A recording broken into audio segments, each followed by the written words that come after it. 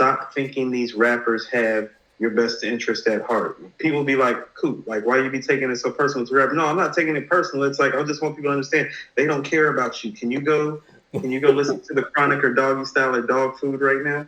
Can you? Can you? Unless you have it on CD like I do, can you? That's our most beloved rapper. He's still a businessman. His goal is to feed his family, not feed you. He trying to eat out here. Hope you kept the CD copy like I did. Happy 420. So hold on. Are you with that decision of him removing Doggystyle from streaming platforms? What I'm trying to say is that our most beloved rapper and lovable guy, gangsta ass businessman too, and this is the music business. And so be prepared for these rappers to take care of themselves, not you.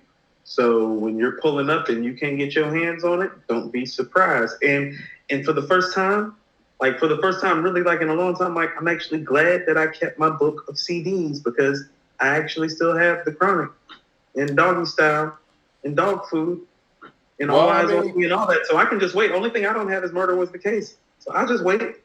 well, I think there's going to come a time where people are going to need the actual physicals from the owners or whoever. Like I said, when the grid goes down. And that's why people got to go get that according to Hip Hop 2021 yearbook and the 2020 yearbook as well. But what I will say this, I'm not mad at Snoop for that. I Yeah. get it. I think that the name of the game at this point, basically music's essentially free, right? With streaming platforms and things of that nature.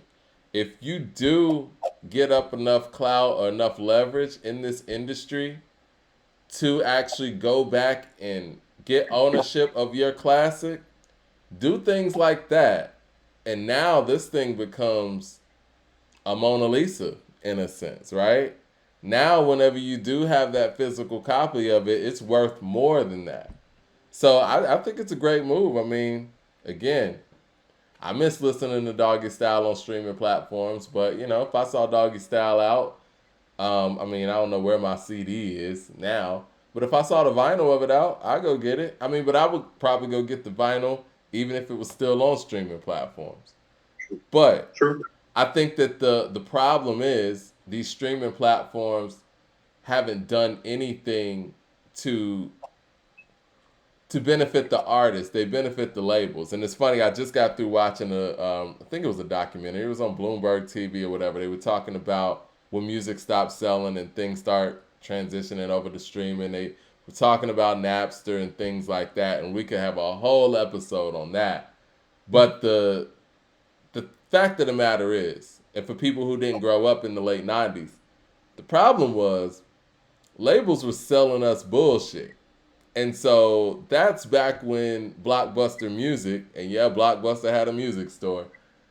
They would have those little booths set up. You remember that shit? Of course. Because what happened was people were buying albums that were trash and only had 2 or 3 good songs on it and started trying to take them back. Mhm. So they used to have to set up these little kiosks at Sam Goody and Blockbuster Music where we could listen to the music ahead of time and say, okay, I can buy this. But Media, it just media. wasn't enough because they only did that for select albums.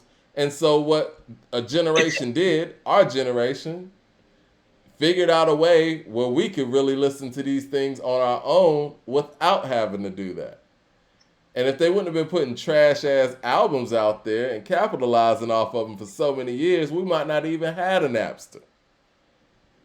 So it did a lot of things. And just real quick, you want to know what it did though, Mike? What's that? It refined our musical taste because you probably did this too at a Sam Goody, a Warehouse Music, a Media Play. Mm-hmm. Where else used to? I mean, Mike, they all had the kiosks, and you were probably like me. You were probably broke as hell a lot of the time. You went in there, couldn't afford to really buy shit in there, and so if you could afford to buy something, you wanted to make sure Yep. that it was worth buying. And so we would Yep. spend hours in there going through music. Like I'm going to tell you, one of the first albums that I remember listening to, like in one of those stores like that, was they put E40s in a major way on one of the kiosks one day at a record store in this old mall that's closed now in Charlotte called Eastland Mall. And I can remember me and my homeboy Tremaine was like listening to E40's album. And like he listened, he was like, this shit is fire. And then I listened to it.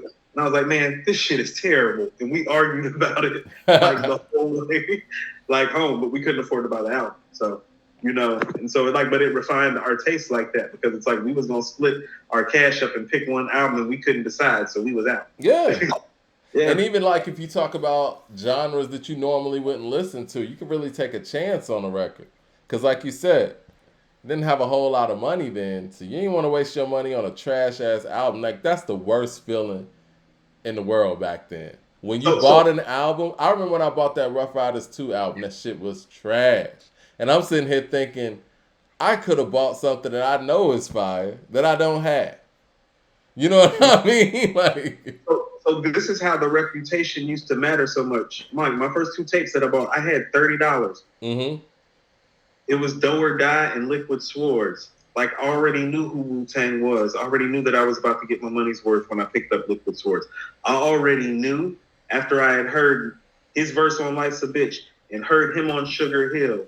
And I think Mo Money, Mo Murder, Mo Homicide is starting hitting mixtapes. I was like, nah, I know what I'm getting. I'm going to spend 26 of my 30 available dollars on this rap shit. And that's what I did. Yeah. It used to be that like succinct like that. It's like, no, I'm not spending my money with like anybody unless I know. So I ain't mad at Snoop for doing that. Ray Realms with the super chat, he says, Push told Charlamagne that he got into a disagreement on the direction of music with his producers. He didn't say his producers, he said Pharrell. Yeah, Pharrell. Specifically. Sounds like everything was fine with Yeezy. Yeah. Hold on 1 second, guys. I need to put my stuff on doing a show. Shout out to Blue Collar Hustle over here. He says, I think that the strategy for Push was to make a positive word of mouth and marketing strategy like how studios do in indie films. Review all being stellar. I mean, I could see that too, but I think that the review game it's different now. I mean, you see, we review albums the day of. I mean, or react to it. I don't think we do reviews much anymore. It's more about reacting. I mean, we usually keep about 75 to 80% of our reactions, though, Mike. So it's somewhere in between. That's kind of the time that we're in, though. I told you, Mike, you got to give it up fast right now. So when people are like, well, how can you hear an album in a day and know that it's good? It's like, well, shoot, how can a rapper make like an album in like a week and know that it's good? And exactly. Like the Bluetooth, Mike, you know what I'm saying? I mean, like, we're going to talk about this Paul Wall terminology. I mean, right when I listened to that, I was like, oh, this is dope.